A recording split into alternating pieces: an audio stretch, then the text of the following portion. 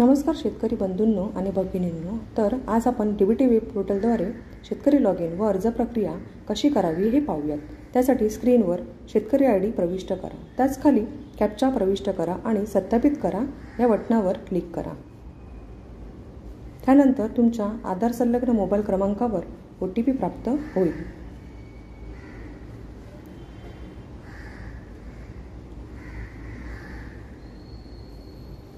प्राप्त झालेला OTP खालील रकान्यात प्रविष्ट करा.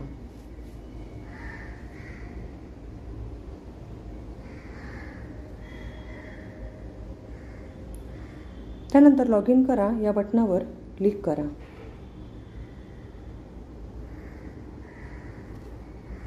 आता स्क्रीनवर डॅशबोर्ड दर्शवला जाईल.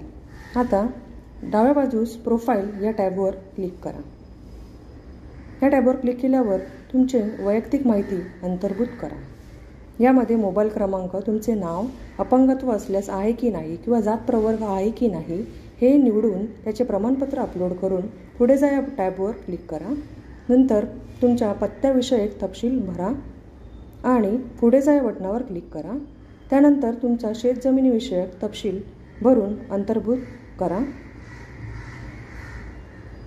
त्यानंतर नवीन बाबींसाठी अर्ज करण्यासाठी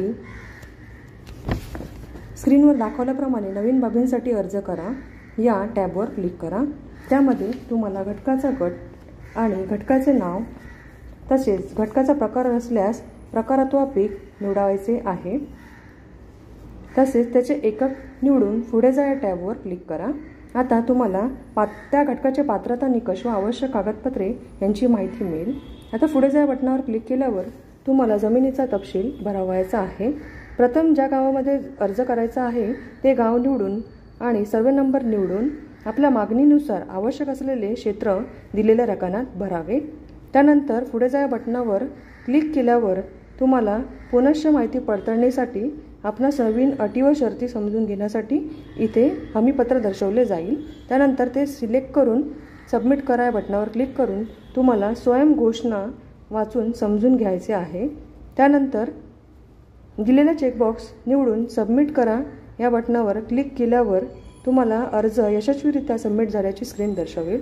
त्यामध्ये तुम्ही प्रिंट आणि डाउनलोड करू शकता. तसेच अर्जाचा तपशील पहा या बटनावर क्लिक करून तुम्ही तुमचा अर्जाचा तपशील इथे पाहून अर्जाची पावती पहा यावर क्लिक करून तुमचे भरलेले अर्ज तुम्ही इथे पाहू शकता. यामध्ये तुमचा घटक बाबींचा तपशील, इतर माहिती, स्वयं घोषणा तसेच हमीपत्र इथे दर्शवले जाईल याची खात्री करावी.